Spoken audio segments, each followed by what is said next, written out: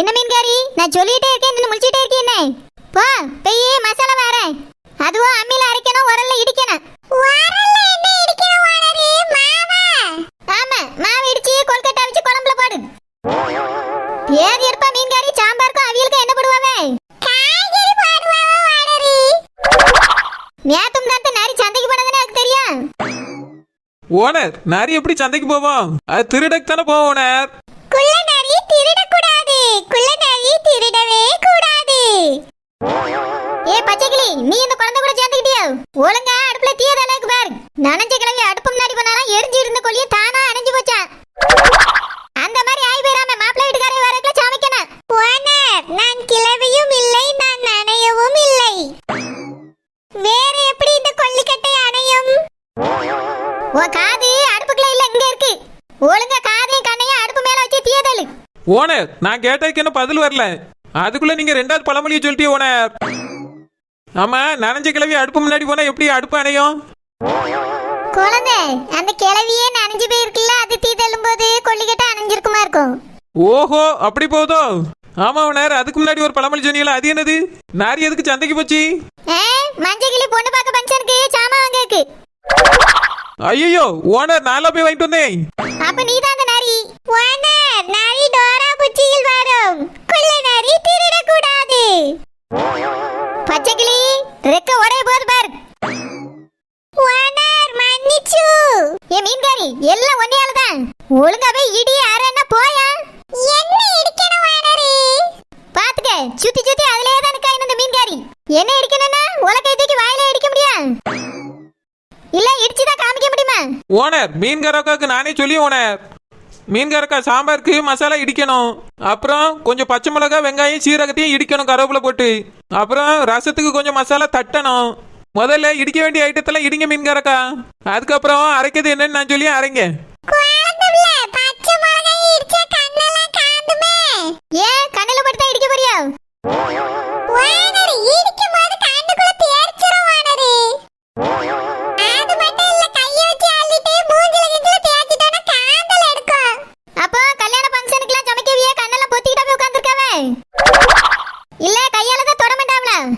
மீன்காரக்கா, அதுக்கும் நான் உங்களுக்கு ஒரு ஐடியா சொல்லி கேளுங்க. உலக்கைய ரொம்ப வேகமா போட்டு இடிக்காம மெதுவா இடிக்கணும். இடிச்சதை கையை வச்சு அல்லாம ஒரு கரண்டி வச்சு அள்ளி போடணும். இந்த பச்சை கிளி வந்து எடுத்து தருவா, நீங்க போய் இடிக்க ஆரம்பிங்க.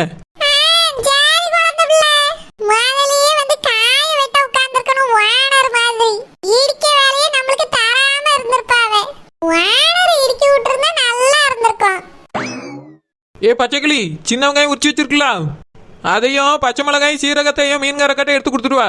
கொஞ்சம் கருவேப்பிலையும் சேர்த்து உருவி கொடுத்துட்டு வா.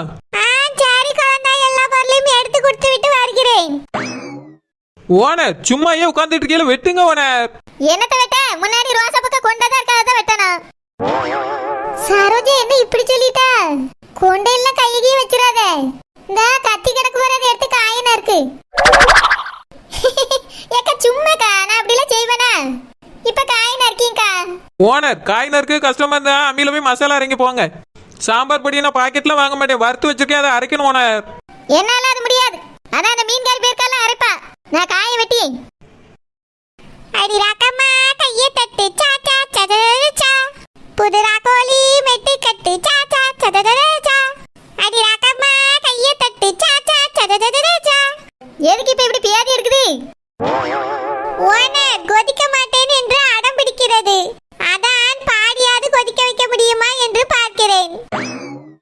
பாடின கொதிக்காது, நீ வேணா குதிச்சு கொதிக்க வை. அச்சச்சோ, இந்த ஆட்டத்திற்கு நான் வரவில்லை. ஏ பச்சை கிளி, தீய ஒழுங்கா உள்ள தள்ளி வை, வெளியே எரிஞ்சிட்டு இருந்தா எப்படி கொதிக்கும்? சரி குழந்தாய். ஏ குழந்தை, என்ன சமைச்சு முடிக்கலையோ? ஆமா சில்பாக்கா, என்ன சமைச்சு முடிக்கலையே, இப்பதான் சமைச்சிட்டு இருக்கோம், நீங்களும் சேர்ந்து ஹெல்ப் பண்ணுங்களா. உட்காருங்க, ஒரு கத்திய தாரையும் உட்காந்து காய விட்டுங்க. நான் சமைச்சு எல்லாம் முடிச்சு வச்சிருப்பிய, சோறு கறி எல்லாம் வாங்கிட்டு போய் வீட்டுல வச்சிட்டு இங்க வந்து சாப்பிட்டுக்கிடலாம் நினைச்சு வந்தேன்.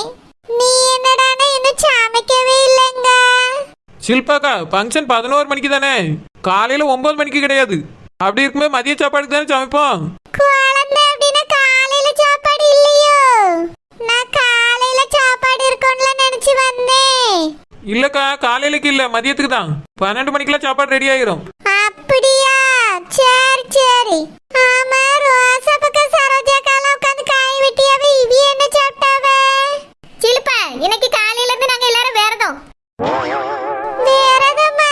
எதுக்கு சரோஜாக்கா? அது வந்து சிலுப்பா, பசியோட சமைக்கும் போது ருசியோட சமைக்க முடியும். நல்ல வயிறு ஃபுல்லா சாப்பிட்டுட்டு வந்து உட்கார்ந்தோம்னு வச்சுக்கியா சமைக்கவே பிடிக்காது, ருசியாவும் வராது. அதனால தான் வேறதா இருக்கும். ஓஹோ, அப்படியா? நீ காலையில சாப்பிடாம தானே வந்திருக்கா, வந்து உட்காரு, நல்லா சமைக்கலாம். இல்லக்கா, நான் வீட்ல போய் சமைச்சு சாப்பிட போறேன். பிள்ளையும் சாப்பிடாம கிடக்கா. வேற கடுப்புல தான் செய்யணுமா, கொஞ்சம் லேட் ஆகும்.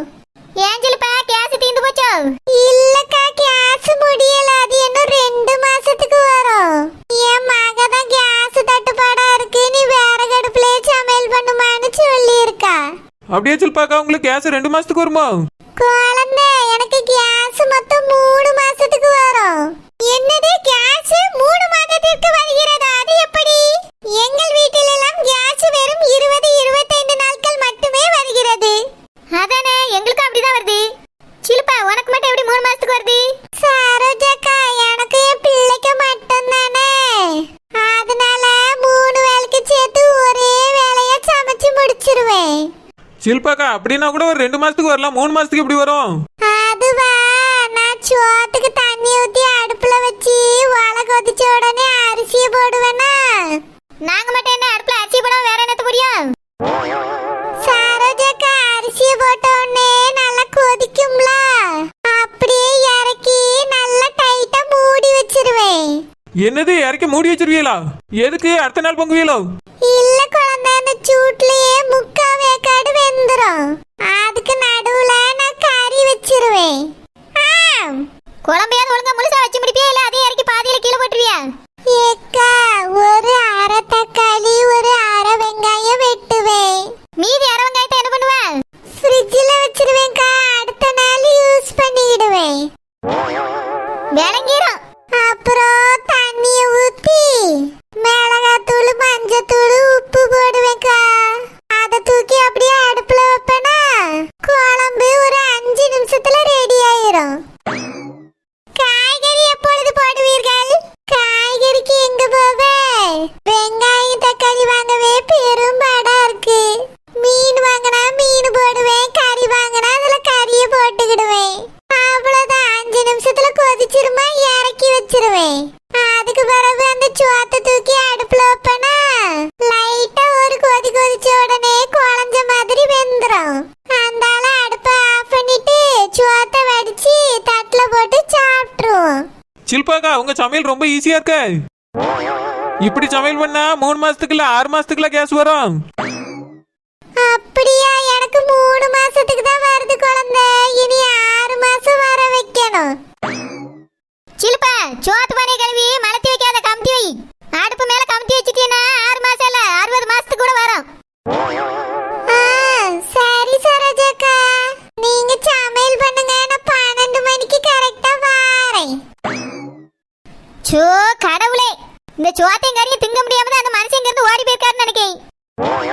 இதை தின்னுட்டு ஆத்தால முதல்ல எப்படி உயிர் வாழியாள்வே? இதை தின்னுட்டு இந்த குடுமி ரொம்ப ஆடுது.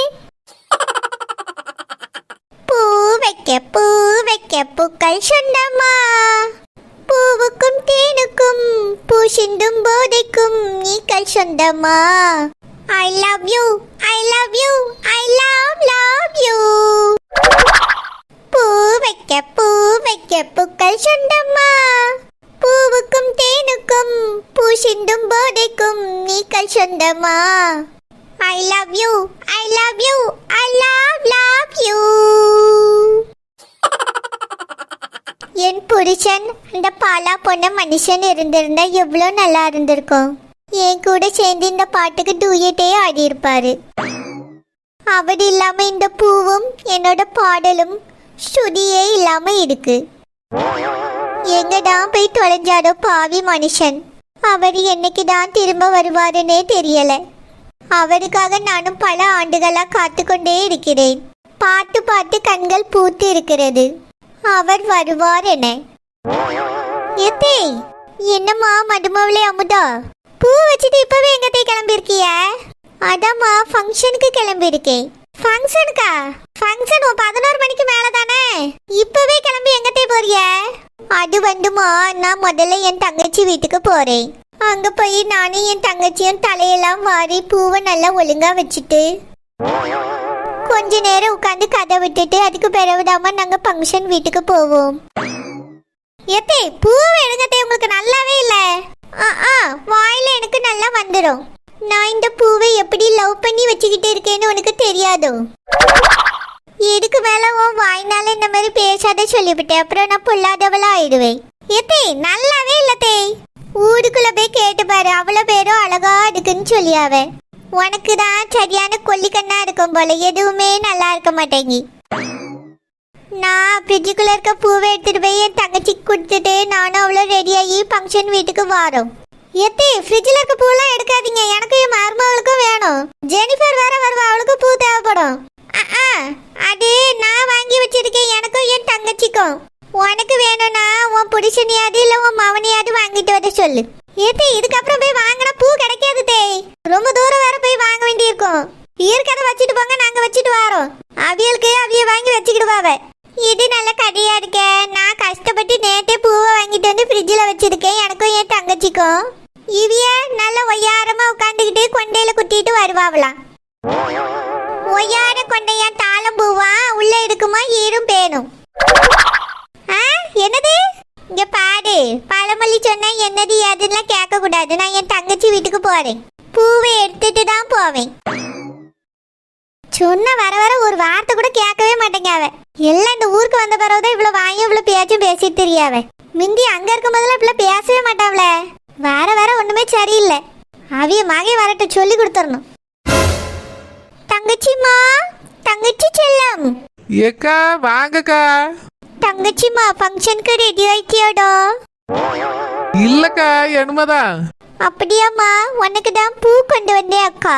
இந்தாம்மா, இத தலையில வச்சு குத்திக்க. ஏக்கா எனக்கு எதுக்கு இவ்வளோ பூவு? நீங்க என்ன கொஞ்சம் பூ வைக்க கூடாதா? தங்கச்சிமா அக்காக்கு போதும்டா, நீ வச்சுக்கோ. தலை நிறைய பூ வச்சாதான் நல்லா இருக்கும். ஏக்கா நீங்களும் என்ன கொஞ்சம் கட் பண்ணி இன்னொரு ரவுண்டு வைங்க, நல்லா இருக்கும்க்கா. இல்லம்மா இது போதும், நீ நல்ல தலைமுழுக்க வைடா செல்லம். சரிங்கக்கா, தலை இழைச்சிட்டு தான் வைக்கணும். சரிம்மா, நான் ரெடி ஆகி வந்துட்டேன். கொஞ்ச நேரம் உட்காந்து உன் கூட கதை பேசிட்டு அப்புறமா ஃபங்க்ஷன் வீட்டுக்கு கிளம்பி போலான்னு. ஏக்கா குழந்தை வீட்டு ஃபங்க்ஷனுக்கு அக்கா வராவளா? ஆமால்லடா தங்கச்சி, நான் அதை யோசிக்கவே இல்லை. இது குழந்தை வீட்டு ஃபங்க்ஷன் ஆச்சே, கண்டிப்பா அக்கா வரதானே செய்வாவ. ஆமாக்கா வருவாவே. வந்துட்டாவளா? நீங்க எதுவும் பாத்தீங்களா? இல்லம்மா, ஃபங்க்ஷனுக்கு இன்னும் யாருமே வரல. அக்கா வந்திருந்தா தெரிஞ்சிருக்கும்ல, கார் வந்து நின்றுக்கும். கார் எதுவும் சரோஜா வீட்டு முன்னாடி நிக்கலம்மா. அப்படியா? போய் எனிதான் வருவாவளா இருக்கும். தெரியலடா தங்கச்சி, அக்கா உங்ககிட்ட வரேன்னு சொன்னாவளோ? இல்லக்கா நான் வீட்டு கேட்கவே இல்லையே. சரிம்மா, அப்போ டக்குன்னு ஒரு போன் அடிச்சு அக்கா கிட்ட கேளு. அவிய வந்தாவனா நம்ம அங்கன போய் இருந்தானா கொஞ்ச நேரம் பேசிட்டாது இருக்கலாம். ஆமாக்கா இருங்க, இந்த போனை எடுத்துட்டு வாரேன். தங்கச்சிமா இங்க வந்து பேசுடா. சரிங்கக்கா, இந்த எடுத்துட்டு வாரேன். தங்கச்சி போன் போட்டுட்டியாடா? ஆமாக்கா போட்டுட்டேன். மொத இடத்துல அவிய நம்பர் தான் இருக்கும் அக்கான்னு. அப்போ ஏன் நம்பரு? சின்ன அக்கான்னு இருக்கோங்கா. அவிய பெரிய அக்கா எல்லாம், அதனால அக்கான்னு போட்டு சேவ் பண்ணிட்டேன். உங்க பேரை சின்ன அக்கான்னு போட்டிருக்கேன். கரெக்ட் தான்மா. நான் என்னோட போன்லயே அவிய பேரை அக்கான்னு தான் போட்டு வச்சிருக்கேன். ஏக்கா என் நம்பரு? ஓ நம்பரை தங்கச்சிமான்னு போட்டிருக்கேன்டா செல்லம். சூப்பர்க்கா. பெல் அடிக்குதாம்மா? ஆமாக்கா அடிக்கி. ஹலோ எக்கா, எப்படி இருக்கிய? நல்லா இருக்கேம்மா, நீங்க எல்லாம் நல்லா இருக்கீங்களா? நல்லா இருக்கோம்க்கா. சின்ன அக்காவும் இப்ப என் கூட தான் இருக்காவே. அப்படியேம்மா, தங்கச்சி அங்கதான் இருக்காளா? நான் கேட்டேன்னு சொல்லு. சரிக்கா. நான் இப்ப எதுக்கு போன்னு போட்டேன்னா, நம்ம குழந்தை வீட்டுல ஃபங்க்ஷன் நடக்குதுல்ல, அதான் நீங்க வந்துட்டீங்களா இல்ல இன்னும் வந்துட்டு தான் இருக்கீங்களான்னு கேட்கதான் போன்னு போட்டேன். ஏம்மா தங்கச்சி, நான் வரலம்மா. வரலையா? என்னக்கா இப்படி சொல்லிவிட்டிய? என்னது அக்கா வரலையா? ரொம்ப கஷ்டமா இருக்கே. ஏம்மா தங்கச்சி, பொண்ணு பார்க்க ஃபங்க்ஷன் தானே இது. பொண்ணெல்லாம் பார்த்து எடுத்து முடிவு பண்ணட்டும். முடிஞ்சா நிச்சயத்துக்கு வருவேன், இல்லைன்னா கல்யாணத்துக்கு கண்டிப்பா வருவேன். என்னக்கா நீங்க இப்படி சொல்லிவிட்டியே, நீங்க வந்துருவியேன்னு நினைச்சேன். அப்படியே இங்க கல்யாணத்து வரைக்கும் இருப்பியே, நம்ம ஜாலியா பேசிட்டு கிடக்கலான்னு ஆசைப்பட்டேன். நீங்க என்னடானா கல்யாணத்துக்கு வரேன்னு சொல்றீங்களக்கா? ஏம்மா தங்கச்சி, எனக்கு அங்க வரக்கு ஆசைதாம்மா. ஆனா அவிய வீட்ல இருப்பாவ பத்தி அவங்களுக்கு யாரு சாப்பாடு ஆக்கி கொடுப்பா, நான் கொடுத்த மாதிரி இருக்காது. அந்த ஒரு விஷயத்துக்காக தான் வராம இங்க கிடக்கேன். கல்யாணத்தோட கண்டிப்பா வந்துருவேன். சரிங்கக்கா, அத்தானை நல்லா பாத்துக்கிடுங்க, கேட்டதா சொல்லுங்க. சரிம்மா தங்கச்சி. நீங்க ரெண்டு பேரும் ஃபங்க்ஷனுக்கு கிளம்பிட்டு இருக்கீங்களா? ஆமாக்கா, கிளம்பிட்டு தான் இருக்கோம். அதான் உங்க ஞாபகம் வந்துச்சு, போன் அடிச்சேன், நீங்க கிளம்பிட்டீங்களான்னு கேட்க. சரிக்கா, கல்யாணத்துக்கு கண்டிப்பா வந்துருங்க. முடிஞ்சா நிச்சயத்துக்கே வந்துருங்க, சரியா? சரிம்மா தங்கச்சி, நீங்க ரெண்டு பேரும் ஃபங்க்ஷனுக்கு போயிட்டு வாங்க, நான் பேர போன் போடியேன். சரிக்கா, வைக்கேன். தங்கச்சிமா, என்னடா ஆச்சு?